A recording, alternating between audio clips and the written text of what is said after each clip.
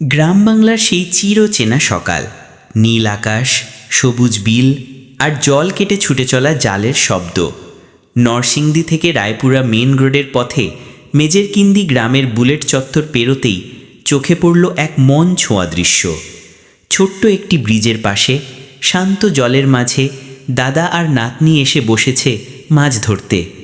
দাদা কনিজাল ছুঁড়ে দিলেন বিলে, আর জাল টেনে তোলার সময় নাতনি দৌড়ে চলে এলো পাশে।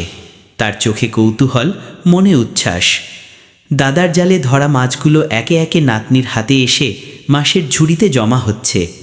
দাদা মজা করে বলে উঠলেন, মাছ ওঠে না, চলো যাই। তাতেই আশেপাশের মানুষ হেসে উঠল। এই দৃশ্য দেখতে ইতিমধ্যেই অনেকেই জড়ো হয়েছে।